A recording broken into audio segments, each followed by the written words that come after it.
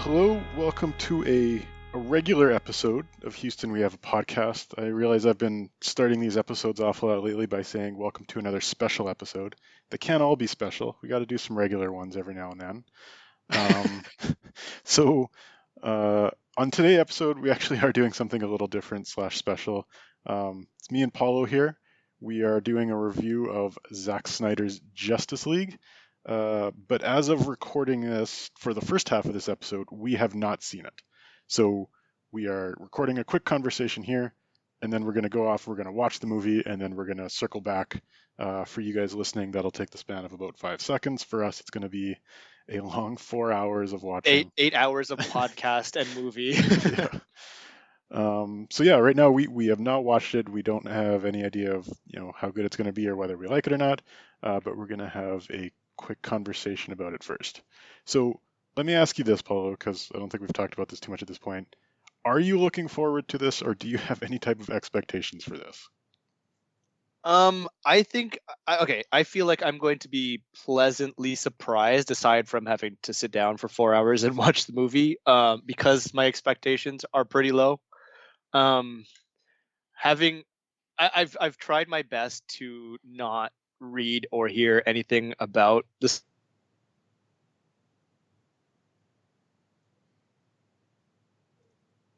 I don't know. I think I will enjoy it more than the original, just because I remember the original being kind of a mess.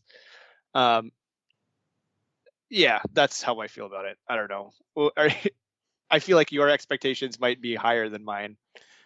It's hard to say what my expectations are. I think they're unfortunately higher than what they should be, but I think it's more around the concept of what it is because there's been, I mean, I think this has been going on throughout longer in history, but it's become more obvious in recent years when studios start meddling and changing a movie in post production. And so we had like a Suicide Squad, and now since release the Snyder Cut hashtag got popular, they have like release the Ayer cut, release the Trank cut, and like I always hear about, and one of the more interesting examples of this is the recent Fantastic Four movie, which I'm not sure if you saw, but was an incredibly fascinating movie. Not good, but fascinating.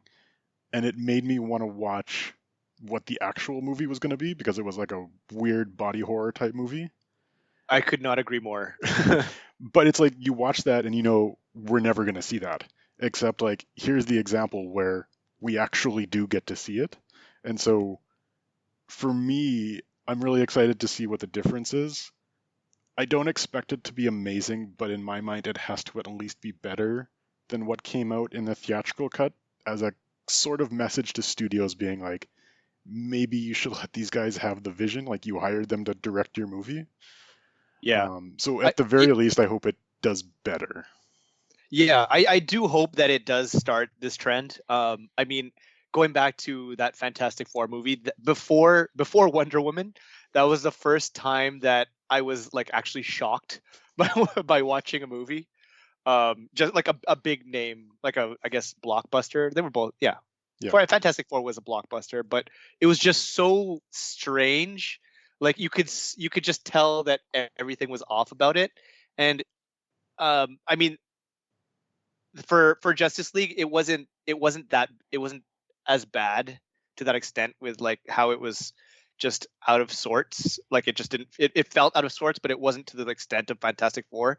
But there's still that feeling of like, even in the very beginning, there's like a sense of like like some of this should be like it feels like stuff is missing before Batman is talking to this robber about like what's the minion thing?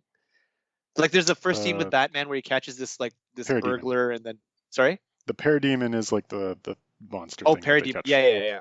And it goes right into that, and it just feels like 30 minutes of the movie is missing before that. So I mean, that's what I'm most looking forward to. Again, my like overall expectations are low, so I mean, I think this is going to be consistent with how you and I end up feeling about movies, where like my expectations will be low and I'll be happy, and yours are maybe a little higher, and you'll hate it. I'm trying to like lower my standards a little bit because I recently rewatched in preparation for this Batman v Superman, which I hated when it first came out, and then I rewatched it and I liked it more because my feelings towards it were so low. And then I recently rewatched it thinking like, hey, I like this movie now, and I was like, oh, I remember why I didn't like it the first time. So I'm trying to have realistic opinions of what this could possibly be. And that was actually one of the questions I had for you was what is in your mind the best that this could possibly be and the worst that this could possibly be? Like, is it a wide range or is it pretty like set in stone in your mind? Uh, I mean, the, and this is kind of hard to say because like from what I've like the bare minimum that I've read, like it tells more of the story. Like it just flushes the characters out more. Um, so I mean, the movie as a whole, oh man, I don't know. It's so hard to say because it was just so like it felt like out of order the first time watching it. So just I I don't even know, man. um, I guess it's a wide range. Like with 2 hours extra of story and uh, build up. I guess I mean it's gotta be better. And that's the part for me that like I want to just say it'll be similar to like a Batman v Superman extended cut where it's just like a few extra scenes to flesh out the characters, but it's like there's 2 extra hours. Like you can Yeah. maybe have like an extra hour of like content to fill the backgrounds, but then it's like what's the other hour about? Um, My question on that is like, did Zack Snyder plan to have a 4 hour movie from the beginning? Like, I don't think so. I assume that he was trying to make like a 3 hour movie, and then once it became released the Snyder cut and he knew he could do whatever he wanted, he was as self-indulgent as possible, which I'm kind of interested in. But it's like I expect there to be a lot of waste, a lot of things where like even me watching it, I'm sitting there being like, okay, you could have cut this scene, you could have cut that scene. yeah, like when you say it's as self indulgent as possible, as in like he just everything that he shot, he included all of it, or he did more afterwards. I think when directors make movies, they understand, especially when you're making a big studio budget movie, that you have certain restrictions that go along with it. Like you have to have a certain run time to like suit like popular audiences. And I Mm. think they usually start with a story that would be more than that, and then it gets trimmed down. And he probably just came back and said, "Yeah, like, you know what, all that B footage that we shot, like I'm just gonna put it in." So Yeah, I don't think we're getting anything cut out here, which I like. I want to see it everything. yeah. So Um, yeah, we're watching all the entire movie with all the deleted scenes not on a separate disc. Zero editing, Yeah, which I'm okay with. My for better or for expectation, worse. like I kind of talked about that. I expect there to be like 1 hour of fleshing out the characters and then an hour of something else. I think the trailers have shown us like, and I'm going into like predictions here, that we're gonna get the backstory for the Flash and we're gonna get the backstory for the Cyborg and we're gonna get Darkseid, which is I think really important to the story because how do you tell a coming together as a team story without two of your characters having any background or history in the franchise? So I like Yeah. those characters' backgrounds. I think that will help the story. I think a big part that was missing from the theatrical cut of Justice League was who is Steppenwolf and why do we care about whether he gets these boxes? I was just gonna So say. for me as a DC fan, I know what they were trying to do. And like for example, the main cut of Justice League, it opens on a montage of them going through the world and showing how shitty the world is.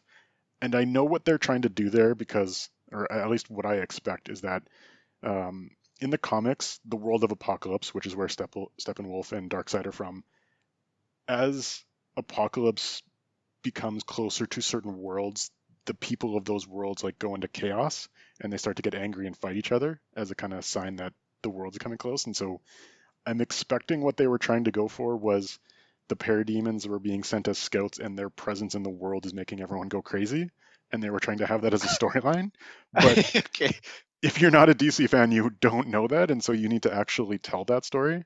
So I'm hoping they do. I hope they go down that route. Um, but as for like the other hour, like I'm hoping because from the trailers you can very much tell it's the same story. Steppenwolf comes to the world, they join together as a team and they defeat him. I'm hoping that they get to a point where the main Justice League movie ended, and then there's another hour. Because if it's like Oh. if the ending is just the ending that we saw in the trailer, then it's like okay, it's the same story but more. But like for me, best possible scenario is they beat Steppenwolf and we still get another hour. Of what though? I Like, don't know. because okay, let me provide the perspective of a non DC fan, because you just explained all this stuff that I did not come across to me at all when I first watched the original cut of Justice League. I mean, like I said, I guess that's why it felt so out of sorts to me, because I guess they were going for all these things, and I mean, I didn't get that at all. Like, especially also for the backstory of Steppenwolf. Um, I mean, he just felt like you said, just bad guy, strong bad guy, and he's like very generic. Mhm. So yeah, I also hope that I get more, like, just like, I don't want to compare him to Thanos because that's not fair. But that's like But Darkseid is the Thanos of DC. It's not yeah, Steppenwolf. So it's like the so he's like interesting. Ronin. Oh yeah, maybe a little bit. He's actually Darkseid's uncle, I think. Oh I don't know what that whole story is. Actually, don't know. But like those people, like they're called the new gods, and they have like this whole background and mythology into themselves. And so I do hope they open that up a little bit and make people more interested so that we get more of that in the future. Like I don't expect Zack Snyder to keep making DC movies after this. I think he's already said he's done, like officially. But one of my other like hopes for this movie is that it gets people to be more interested in this style of superhero movie. Because what I really hated as a reaction to Man of Steel and Batman v Superman is everyone just hated on them and said, "Oh, these are bad because they're dark." Both from a color palette perspective and like a tone. Is they're like, you can never do a dark superhero movie. Don't do it. It's ugly. We want more colors and jokes. And so if what happens as a result of this movie is people think, maybe I want a little bit more of that, and we actually get more movies in the future made that have that style, which I like, then for me that's a big win. I mean, I kind of disagree on that, because like it wasn't. I feel like it wasn't just that it was dark. It was just, I don't know, not gloomy, because that's the same as dark. Like it's just like They weren't heroes for sure, but it's like I don't need my superhero movies to be heroic. Like for me it's better if they're powerful characters who are flawed, almost like Greek mythology, how all the gods are like shitty people.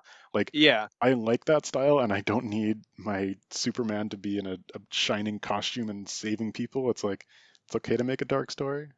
I think okay. I think what I'm trying to say is, at least for Superman, because it's so, he is that though. Like, isn't that how Superman is? Like, Yeah, but that's you the have to essence of his change character. characters. Like Yeah, the I original guess. Batman that was made in like the 1930s was much different than what we see today because somebody at some point, i.e. Mark Miller, decided to change the character and make it more dark and, change it up and so it's like every once in a while you need people to bring a new perspective on these characters because there's only so many times you can do the same thing. I guess. I mean, it was just kind of strange. I don't know. I mean, I'm all for having like a different perspective on the character. Like, well, no, Batman's not a good example, because he was always kind of dark. But it's just, I felt like it was just strange to see Superman like that, because like for me, and maybe I'm just coming from like a uninitiated DC, like not non fan. English is hard.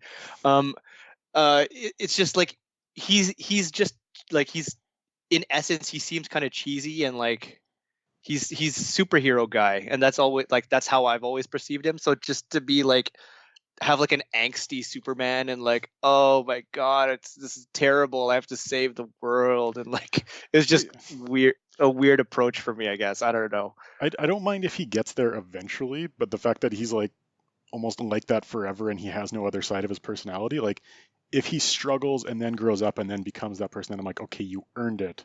But it's like if you are just born like it's like, hey, I'm good, I have morals, I save everyone, then it's like, okay, you're a boring character.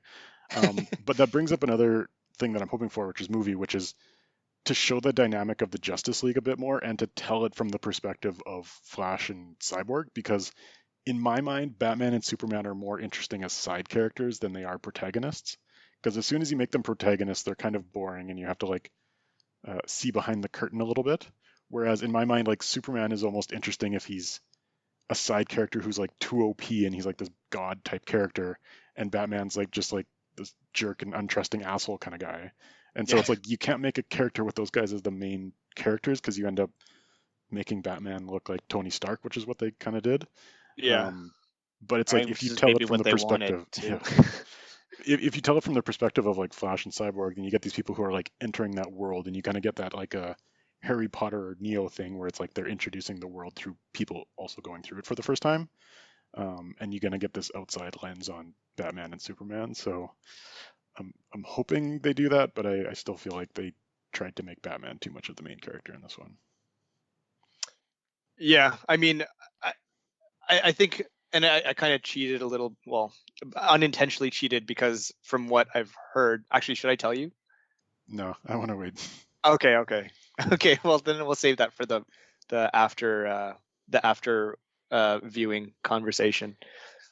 Regarding Batman though, like there's a post that Zack Snyder made when he was still trying to get the Snyder Cut released, where he kind of made it. There's one part where in the Justice League theatrical cut where he's getting beat up by Superman, and he makes a joke about like internal bleeding or something, and it's like he made a post being like, "That's not my Batman. This is my Batman," and he showed a clip Not of my like bad.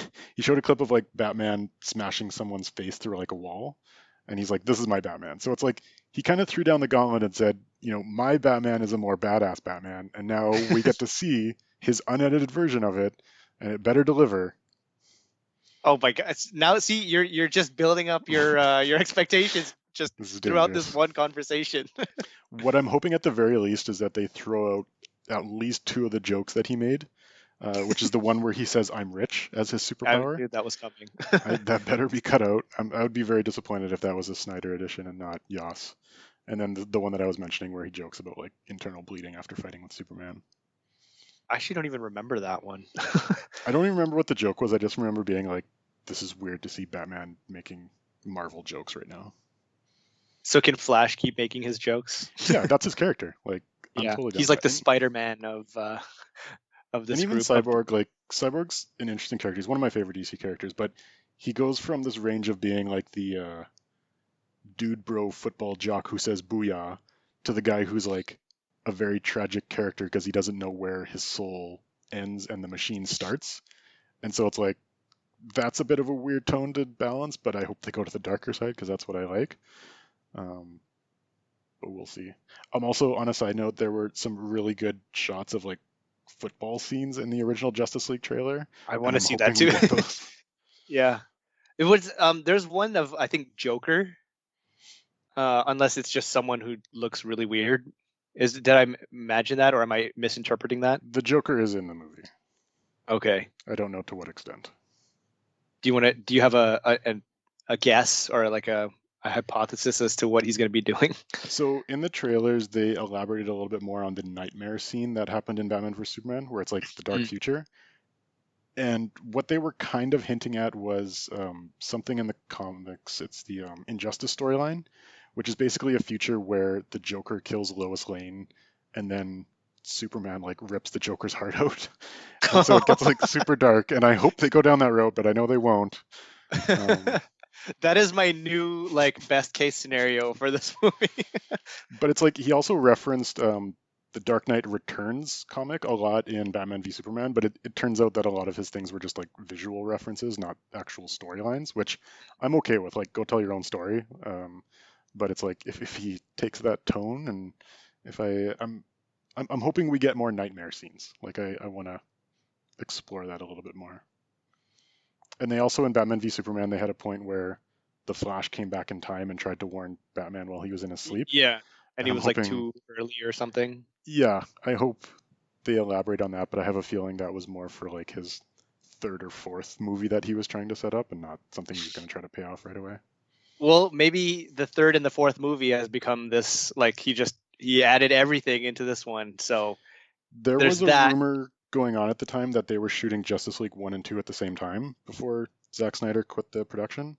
And so it's like maybe that's why this is 4 hours long, is they just had all this footage of Justice League Part 2 and they're just throwing, which just goes back to my hope for I want an hour after Steppenwolf gets defeated. And that's yeah, I was just gonna say. Okay, because yeah, also thinking back to how Steppenwolf, how they beat Steppenwolf, like he got scared and then his minions took him away. Yeah.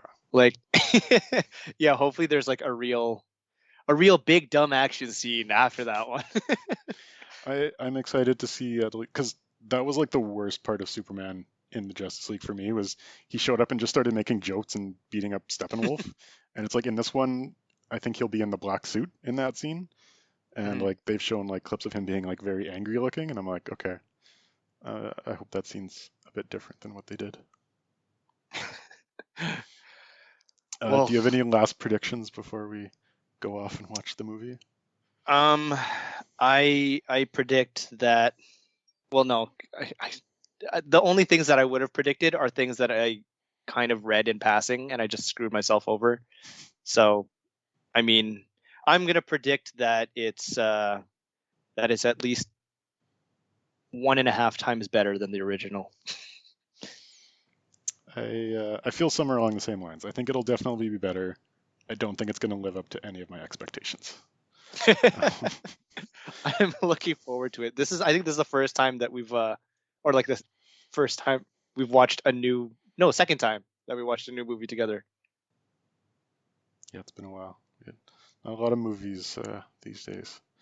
But yeah, so audience, we are going to go off and watch the movie, and in about 5 seconds, you'll hear us come back and tell you how we thought of it.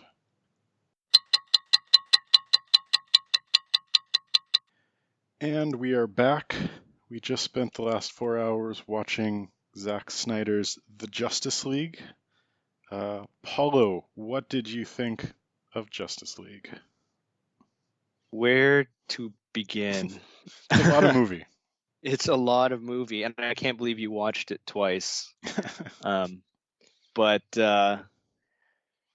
it was definitely better. I think my one super cold take of it being 1.5 times better was partly accurate. It was maybe 3 or 4 times better. I feel. It was still and I've been telling everyone this. I feel like it was an hour too long. Like you could have told the exact same story um, with an hour less of movie, and you wouldn't sacrifice any of the development or like you wouldn't be losing anything, pretty much. There's a lot of extra meat, which is fine. I mean, there's cool stuff in there that there's some fan service, some of which I didn't even understand. I think you could tell when we were watching. Um, I mean, we're just gonna go straight into spoilers, right? Oh yeah, full spoilers.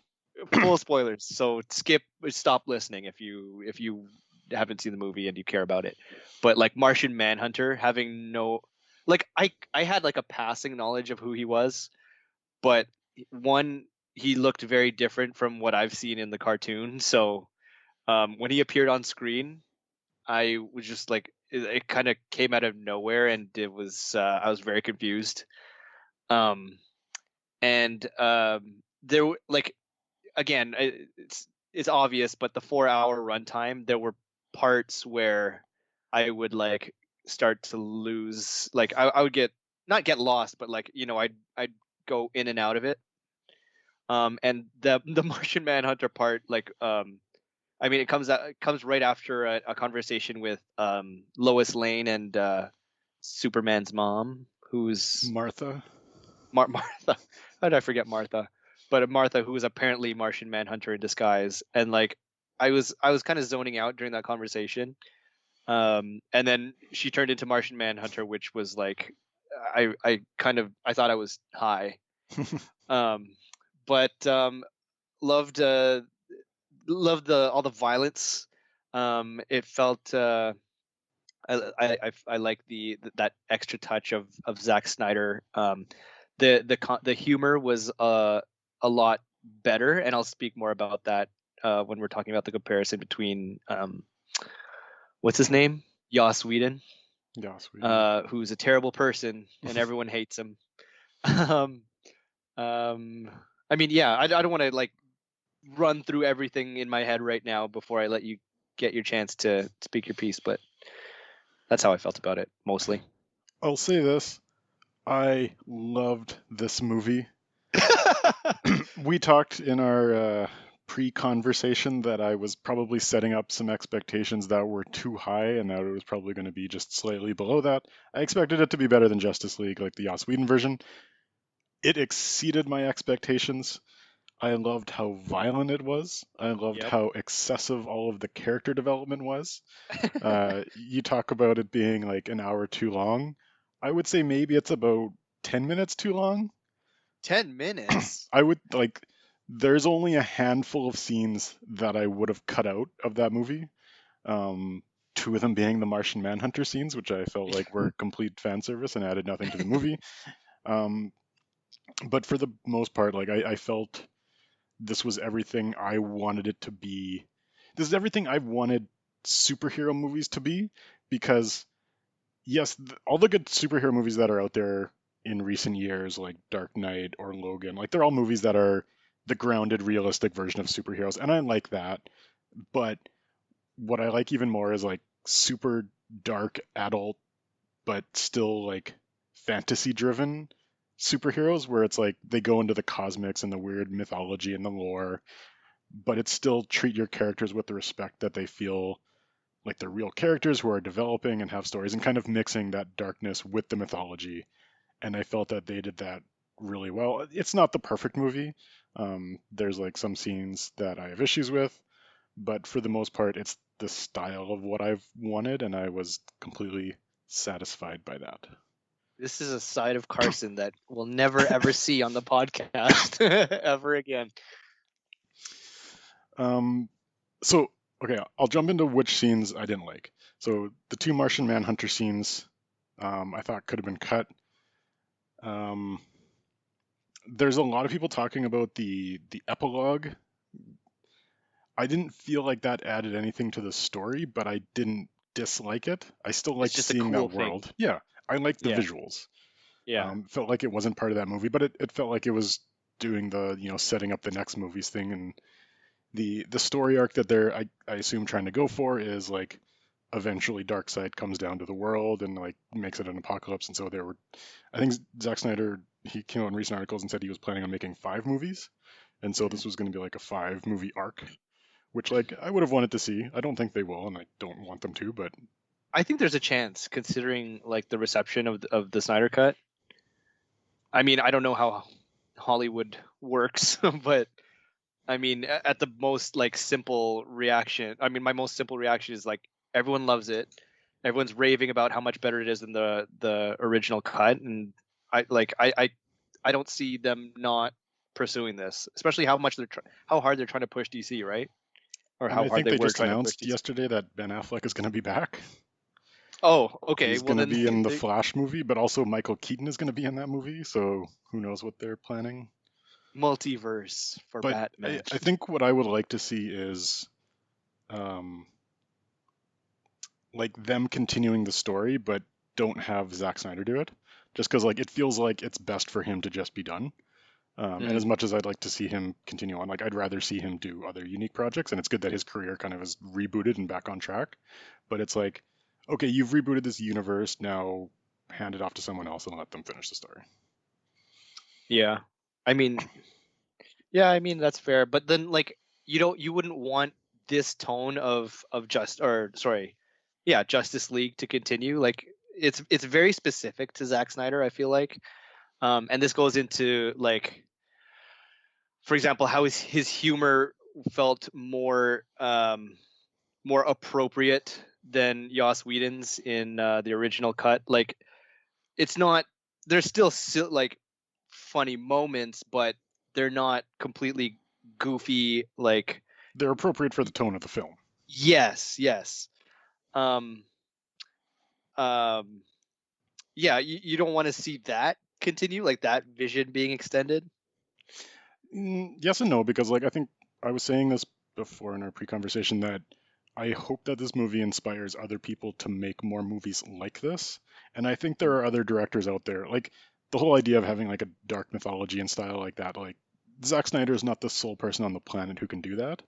And I Yeah, think someone else could do something similar and something that was still good in their own style. And so I I do think if somebody else takes it over, it would be different, and they don't give it to somebody who's going to try to copy Zack Snyder. Give it to someone who has that type of style that they can make it their own, and give them some freedom to do that. Um, give it to someone like Denis Villeneuve, and he can do a nice dark movie that never happened, but something like that. I would like to see that with the post-apocalyptic vision at the epilogue. Actually, speaking of the epilogue, that I just remembered, it's not any different from the scene in the original cut where who's the assassin guy who Oh, meets that with was Lex one Luthor? of the three. So Yeah, Slade Wilson, Slade Wilson. Um, what's his super like his villain name? Deathstroke. Deathstroke. Yeah, I just found it funny. Like it was a reminder seeing it again in this movie, but like they just murdered Steppenwolf, who's like a god alien, and then this human assassin is going to like go after Superman and Well, he's and the going after metahumans. Batman, so he's Yeah, but I mean, he's gonna walk into Wayne Manor, and then Superman is gonna laser him from across the world. I just thought that was funny. Um, so what they were teasing for that one is like Batman and Deathstroke have like because they have similar powers, and so those two can match up. And if Superman is out of the picture, which it actually reminded me a bit of. Ben's been on our podcast a few times, and he talks about cell phones in horror movies, where it's like at the beginning of every movie you have to explain why cell phones don't exist or don't work. And I feel like for every successful Justice League movie, you need to first explain why Superman's not there and can't contribute, because otherwise he'll just beat everything.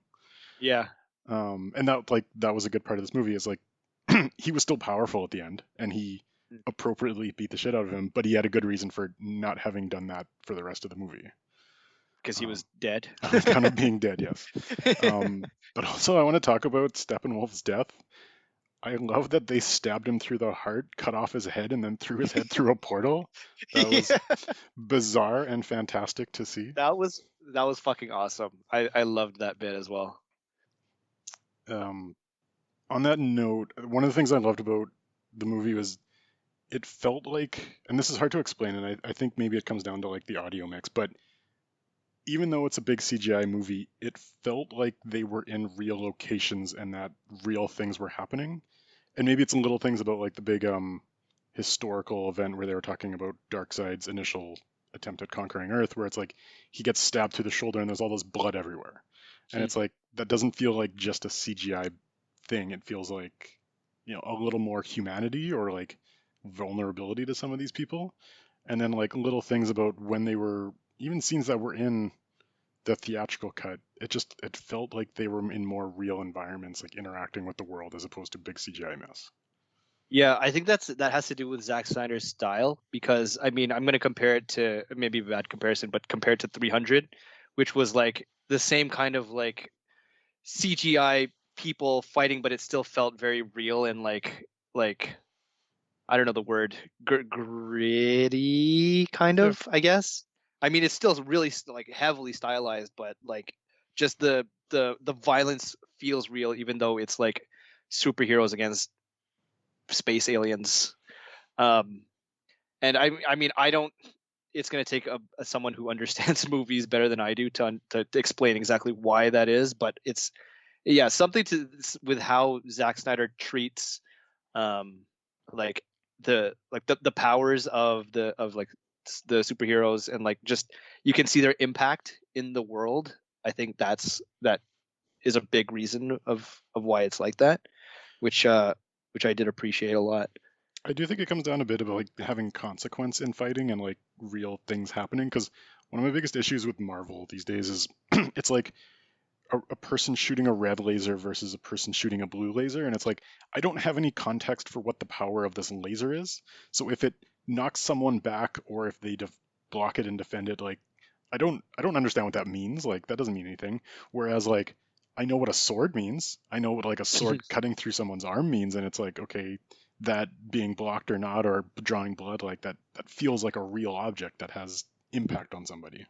Yeah, well, they toed the line a little bit with this because I mean it's hard not to when you have such strong like such OP superheroes as like Superman and Wonder Woman, and I mean even the Flash to a certain extent. Like they do a good job of like limiting. I mean he's limited because he's kind of a klutz, but just the speed, like the speed of him is just that in itself is OP, and Even when Wonder Woman is fighting people in the bank in the first scene, it's like when she hits people, they go ridiculously flying, which is what would happen in that scenario.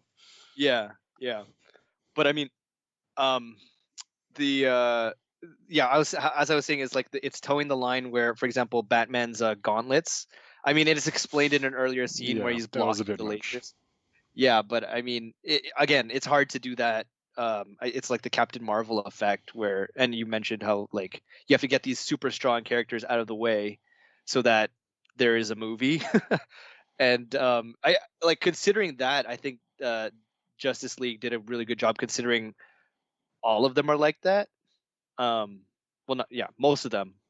Like Wonder Woman is like a slightly less strong Superman, and um, and I don't want to talk too much about Marvel because this is like the one episode where we don't have to, but like they did a good job in grounding the superheroes in reality. Like Iron Man is just his suit is just technology, Hmm. right? Like it's they did a good job of limiting their power up until Captain Marvel.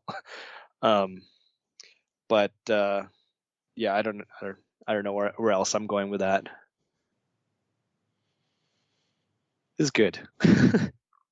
Yeah, I the backstories for Flash and Cyborg were, I guess, what I thought they would be, which was a lot better than what they were in the movie. I was happy, like pretty much everything they did to Flash and Cyborg in the theatrical cut was the wrong decision.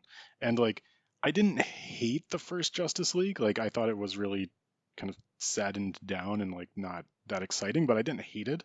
But having watched this movie, it makes me hate it more because of the specific decisions that they made. For example, cutting all the Cyborg, but also that whole plot with the Russian family that has absolutely nothing to do with anyone in the theatrical cut, which is The like, Russian family. so in the original version, when they're fighting Steppenwolf at the Yeah. end, they Oh have like, oh, it's like, oh, yeah. we got to go save this one person, or like save all Oh these my people in god. buildings, and it's like that really didn't have anything to do with anything.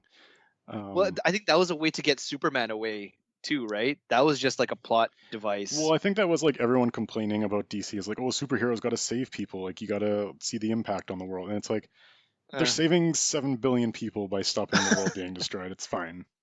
yeah. Yeah, like for I agree with you for Cyborg 100%. Like I read somewhere where like someone said watching the Snyder cut just shows you exactly how much they did Ray Fisher dirty. And they did, like his story was so much better. Like it was Hmm. really good.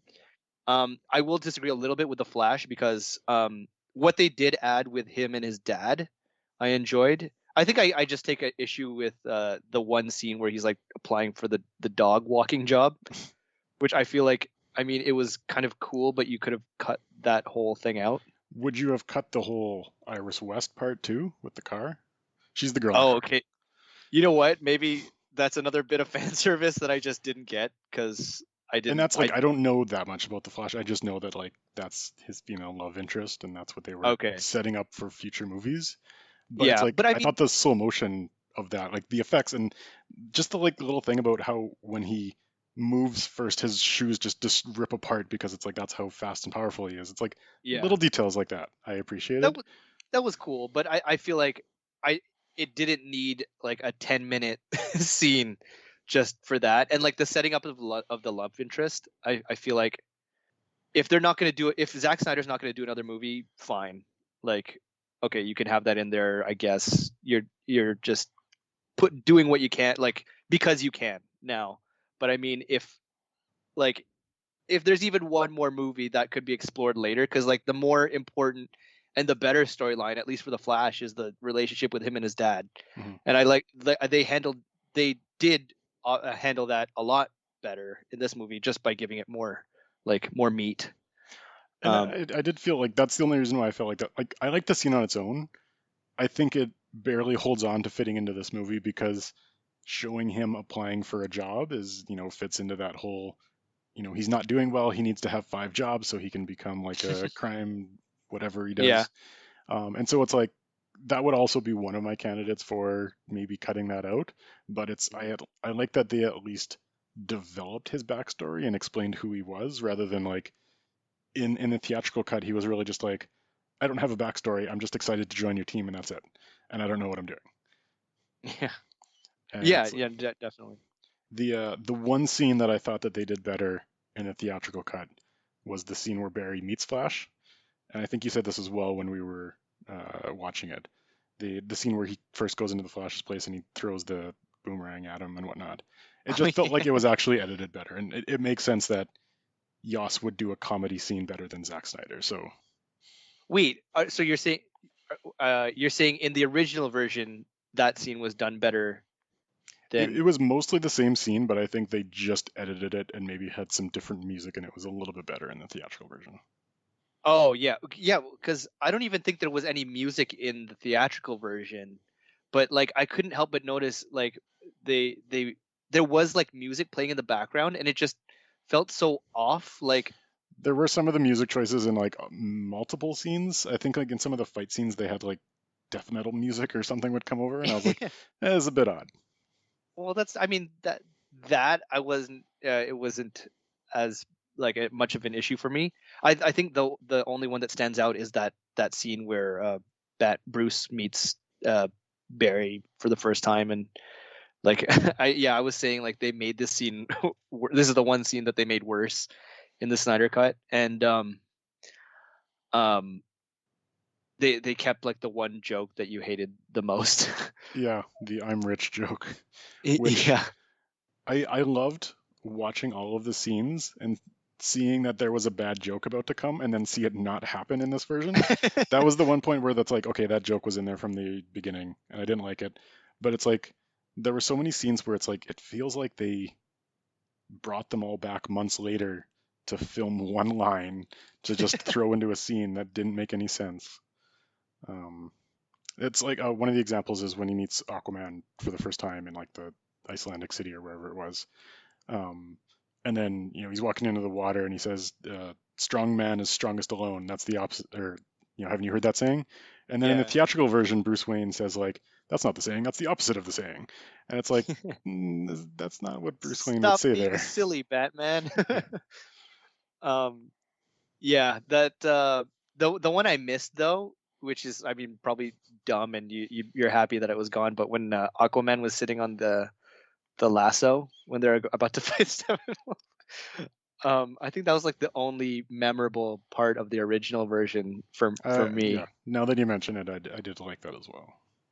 Oh, okay. But it Well, would yeah. not have fit in this version for sure. Yeah, yeah, probably not. I mean, and on that note, like the dynamic between the Justice League was a lot better. Like just the bantering, especially them like kind of looking at the Flash as kind of like an annoying little brother. I quite enjoyed that. Yeah, going back And to what you were saying earlier about how like the jokes fitting the tone better. Like there was one scene where they were trying to sneak into the alien ship, and this is a very very subtle thing, but and I'll be embarrassed if this is actually part of the theatrical version. But Barry's trying on hats, and he's like, "Do you want to go with option A?" And oh Aquaman's yeah, like, "No, no, no way in hell." And he's like, "Or option B," and he's like, "Let me see option A again." that And was it's like good. Yeah, little jokes like that I liked, and they fit the banter of the movie better than like some of the obvious stuff in the theatrical version. yeah,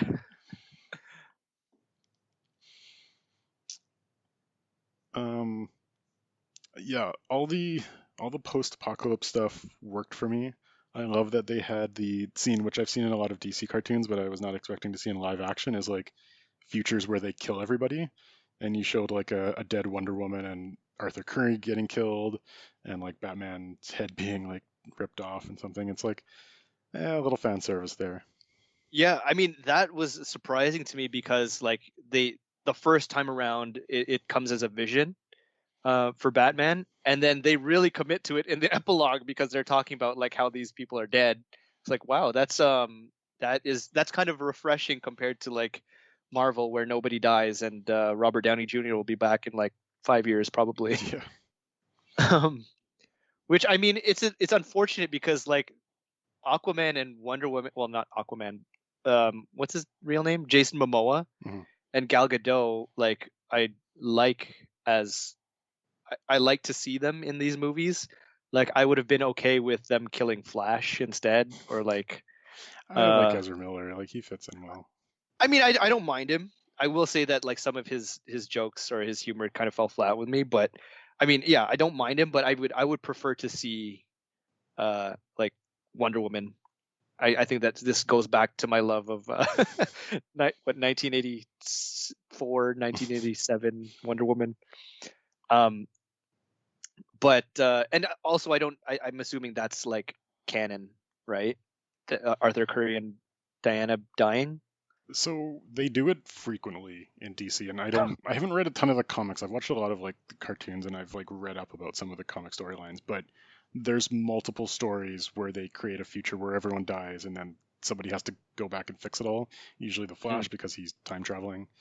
But there's like other. So I don't know if you've watched Flashpoint Paradox, the cartoon that they've sent out, but mhm. there's another like alternate future where like Bruce Wayne dies, and it's Thomas Wayne who becomes Batman. And then like Aquaman and Wonder Woman hook up, and then like or Wonder Woman kills Mara and like all this stuff, and then he has to go back in time and like undo all that. So it's like I feel like in DC they just like giving these visions of everyone dying and then undoing it. So it's Yeah. like yeah, they're doing that again here, which is again kind of fan service, but like for me, it's interesting enough visually and as like a new idea to see in a live action movie that I'm still interested by it. Yeah. I hope they do. The one graphic novel that I read a bit of for DC was the one where like they all turn into zombies. Um, Is that the Green Lantern one? I don't remember. I don't know what it was a really long time ago. But I mean, even like Captain America, like all the superheroes were in it. It was like a crossover, and then they are all Okay. like turning into superhero zombies, and there's like no way to defeat them. I hope they turn that into a movie. It's completely random thought.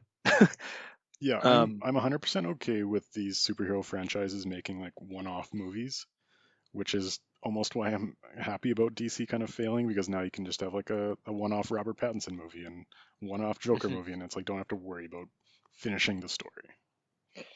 you want Jared Leto to continue being the Joker? Um, I thought he was good enough. Like I wouldn't mind that at all. It would be weird to put him in like the Robert Pattinson movie, but like honestly, if they just forced it in, I'd be okay with that.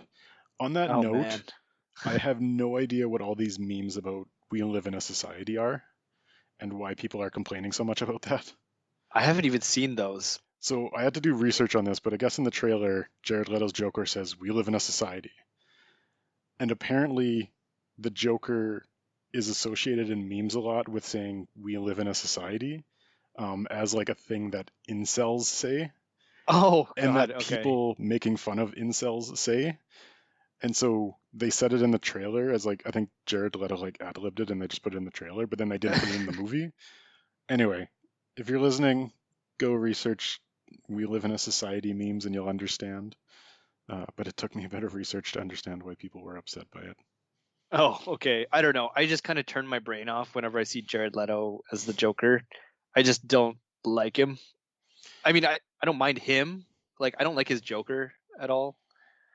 I felt Um, his Joker here was different than what we saw in oh Suicide yeah, Squad. 100%. And I'm happy about that too. It's like marginally better, but it still feels like he's like trying to be the Joker. It's like I'm acting right now. Uh, Maybe I I'm a don't. bit biased. He just came out with a movie with Denzel Washington called The Little Things, which he gives a fantastic performance in, and like he's a really good actor. Yeah, I mean, I don't like. I don't deny that he's a good actor. He just like when he's the Joker. I mean, I feel like watching Robert Downey Jr. in Tropic Thunder. Like, It's hard to do the Joker now. It's been done so much. Like they need to not do that for 20 years. I yeah, I guess that's There's true. like Batman is the one character that has enough villains that you could get away with retiring one for a little while. He's a victim of previous success. I guess. I can't stand seeing his Joker. I didn't mind. Um, I mean, but like his little back and forth with Batman was interesting, even though it was like purely like stylized exposition. I guess it's like all of this cool stuff happened, and listen to us talk about it. It's all Um, fan service there, which like yeah, I have to check myself on because I've complained in this podcast multiple times about fan service. yeah. So I can't say it's good now.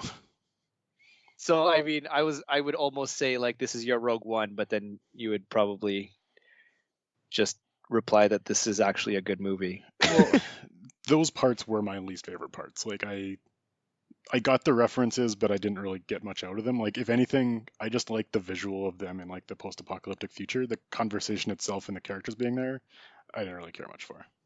Yeah, actually, going back to on the topic of the post-apocalyptic future, do you think they missed an opportunity to just kill off Amber Heard, considering that she like lost her job? Oddly enough, they just shot those scenes not that long ago. Like they made a decision to bring her back for that in the current context of today. Yeah. Well, I So mean, yeah, there was like a couple of chances where like Steppenwolf could have just cut her in half or something. if I I feel like that character is important enough to keep on, but I think if they did a Justice League 2, they would recast it. Yeah. Um, one thing I was curious about is the timeline, especially with Aquaman and Wonder Woman, because like their standalone movies are did those happen before? Like, well, Wonder Woman's clearly did happen before the Justice League, or takes These place Yeah, you're talking about chronologically or when the movies were supposed to come out? chronologically. Yeah, Chronologically, yeah. Both the Wonder Woman movies would have taken place before this. The Aquaman movie would have happened after. the uh the Aquaman movie happened after, because I Yeah. thought he like took at the end of his movie he like becomes king of Atlantis, or did I just No, he misunderstand? was, and in this one, he's still not connected to them. So this Justice League is before Aquaman. Oh, you said it's before. Okay, but then he has like his trident, or is it still No, his no, there's like two tridents. knockoff one? The special trident that he gets during Aquaman is the one that uh, Amber Heard is holding in the post-apocalyptic scene. It only has three things, whereas his that he's using in the Okay. movie has five. Okay, I thought they were the same, so I was confused. That's No, the special it also makes in the scene about the first invasion where the tribes of Earth unite, the yeah, Atlantis King is using that same like special trident, right. which like the less special trident looks cooler, so I feel like they screwed that one up. I mean, the special one is gold, right? Yeah, That's pretty cool. And then the Wonder Woman, like I was confused, not confused, but like it's I guess it goes back to them being like OP, but in Wonder Woman 1980 something something, she can like fly, and she has her invisible jet, and like none of that is is in Justice League, which is like, I mean, it's a nitpick, I guess, but I feel like when they made Wonder Woman 84, they did not count on this movie being in existence anywhere. I guess. Well, no, you think so? Well, I I guess don't that think was they tried to connect to anything in the DC universe because in the beginning of Batman versus Superman, no one in the world knows who she is, but in Wonder Woman 84, she talks to literally the entire world. Oh yeah. So I don't think continuity is their strong suit on that one. Oh man, I gotta watch that movie again. It's going to be a weird binge or like marathon to watch all of the DC movies in chronological order. Because Oh, then that'll be you got to hilarious. put Shazam in there somewhere too. Oh yeah, and then you have to go from Wonder Woman 1984 to like Batman and versus Superman. To Man of Steel.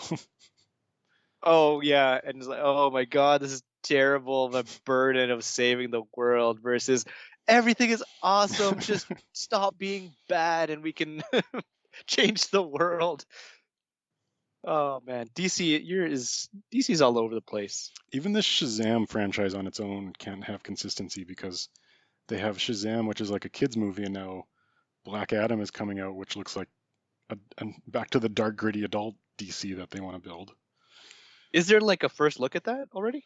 So The Rock has been posting on Instagram lately. I think he posted the first 3 pages of the script because they're starting filming in like a couple weeks. Really? And anyway, it seems like not the same tone. I think they just told whatever directors to just do whatever you want.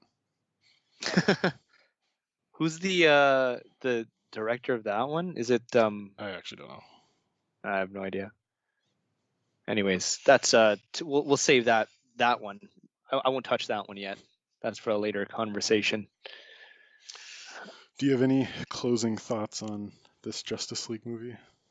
Oh, I have like a bunch of other random thoughts. I don't know Okay, about closing. fire 'em off. um, oh, like with the whole on Steppenwolf. Um, sorry, I'm just gonna keep rambling, but I'll Go. try not to.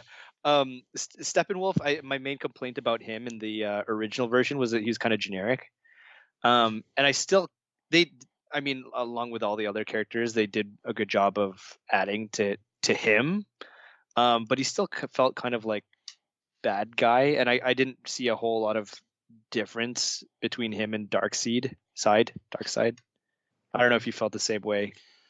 I actually disagree, and I feel like I'm getting repetitive by continuing to say I loved things about these movies, but I feel like I've earned the ability to do that by saying I hate everything else over the last few years. But I loved what they did with Steppenwolf because they didn't just make him generic monster man, like they added in this subplot about him being kind of shitty and like not like he's been cast out by his group, and he looked sad in scenes. Like there was you could see the emotion in his face. Like I almost feel like there was a tear in his eye in one scene. Could you?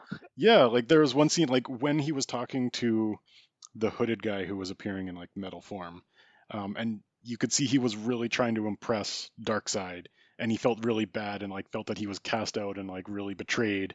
And so it's like I felt like there was this weak side to him, and even like when they cut off his head at the end, it's like Darkseid isn't upset by that. He's kind of like, oh, this shitty guy they did him in.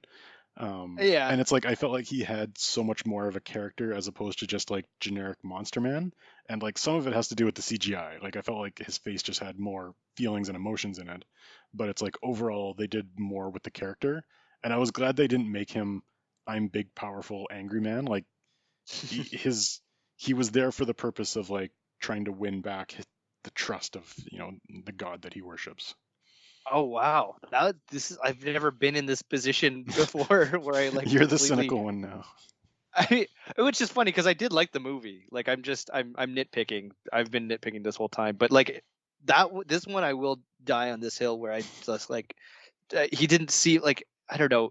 Maybe it was the CGI. Well, it's funny because you said the CGI like helped this time, but I feel like the way that he was. I mean, his character model. I guess he just seemed like I couldn't see any expression on his face, even when it was like kind of just the same the whole way through. I mean, it was I don't know. It just looked very very standard.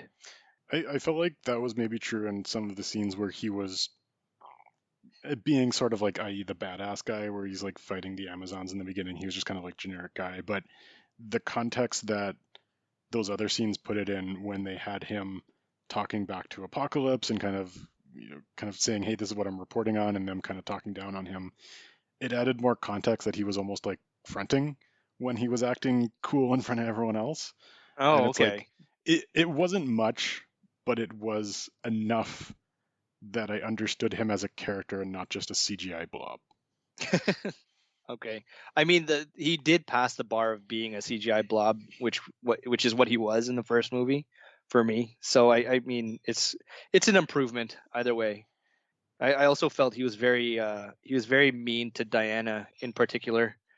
Like all of his trash talk while they were fighting, I feel like was always just directed at her.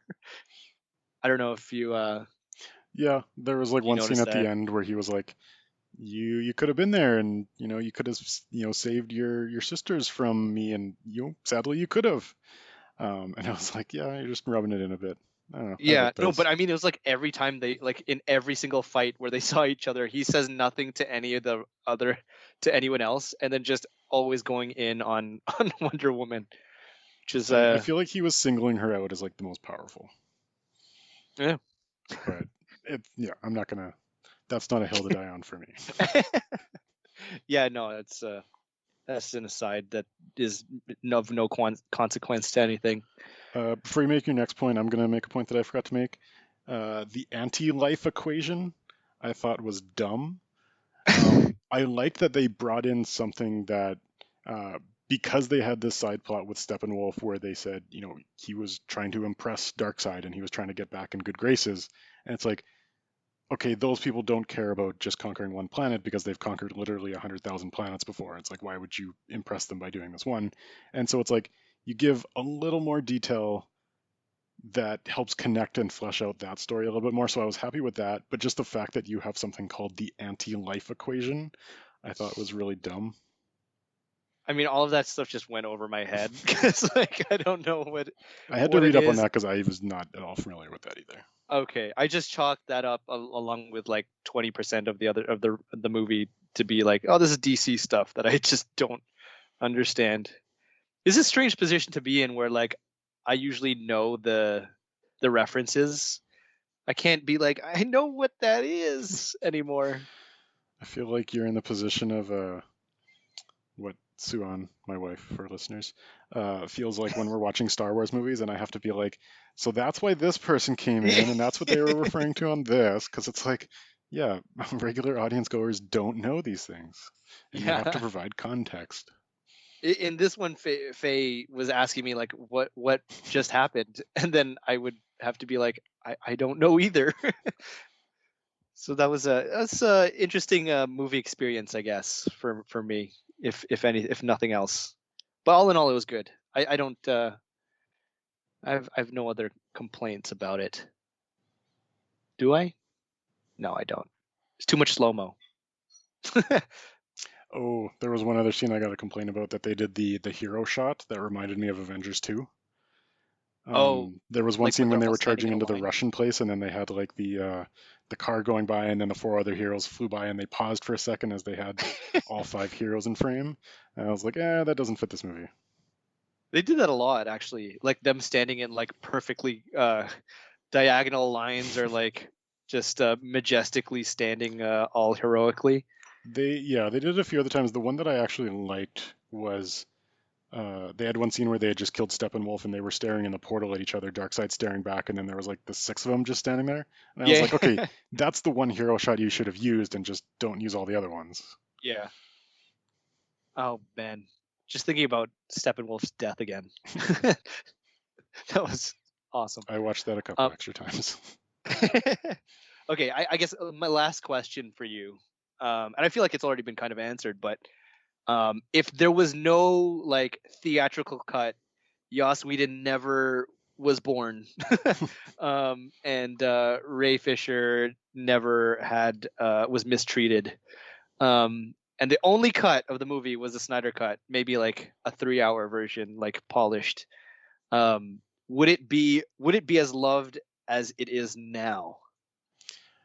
And that's hard to answer because I don't think it is that loved. Like I am reading a lot of other alternative opinions where people don't like it and think it's very excessive. So Really? I wouldn't classify this movie as like 99% audience score type thing. Like there are people who don't like it. Yeah. I don't think like regardless of what happened the first time around, this 4 hour version would not have seen the light of day as a theatrical cut. It would have been trimmed down to a 3 hour version. But Yeah. I think the cool thing to do back then was to hate on Zack Snyder. And so I feel like whatever movie he came out with, people were going to shit on. And it took him being like, and that's what I don't like about certain movie audiences is that it's like they let their opinion of people in certain franchises and tones dictate what their opinions are as opposed to what they actually just would feel about a movie. So I don't think there was any chance people would ever just have looked at this as a straight, honest movie. I think it would have gotten better reception than Batman versus Superman. I don't think it would have been as well liked as what we're seeing today. Um, yeah, I think people would have shit on it just because that was the cool thing to do at that time. Interesting. People don't like Uh, changing their opinions on people. They like to know that they look at the world and understand it and everything makes sense to them.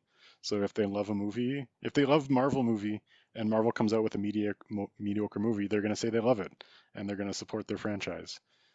People don't what do you change their think? opinions. What do you think M Night Shyamalan has to do to change his perception? But that's the thing is like he went out and was made fun of for like 6, 7 years before he was like, kind of allowed to come back and make Split. And like Zack Snyder was out of the you know, out of the limelight for it was only like 3 years, but he had to kind of like you have to go away for a while before you can come back. Yeah, but I mean, he also had this huge movement behind him, right? Like Yeah. even the actors were in support. I never saw Bruce Willis and Samuel L. Jackson tweet in support of M. Night Shyamalan. Yeah. That's true. I think there's nothing but good that's going to come out of the fact that this movie exists. I think we're going to get more interesting tones and styles within the superhero genre. Zack Snyder is going to continue to give us maybe a few more good movies that are non-superhero related, and hopefully directors have a little bit more freedom to make the movies that they want to make. That's the one big thing that I want. Free Josh Trank. What's his name? Yeah, that I do want to see the Trank cut, but that will never. I don't even know if they finished that. I feel like there Probably not. were there were stories of him trashing his RV or whatever or trailer during the set. Like I feel like halfway through the movie they told him to stop, and he never actually filmed it. Oh man, that would have been an awesome comparison, just considering the mess of the first one. But yeah, that's all I got. That's it for me as well. All right, well, tune in for our next episode, I guess, which is going to be a change of pace. I'm not going to give it away because you're clearly hanging on to. If you're listening right now, you're clearly eagerly waiting for what our next episode is going to be. But I'll leave you in suspense. Any parting thoughts, Carson? This is the last you'll see of optimistic Carson. I'm going to go back to being cynical for our next episode. Oh, well, it's been fun. All right, thanks for listening, everyone.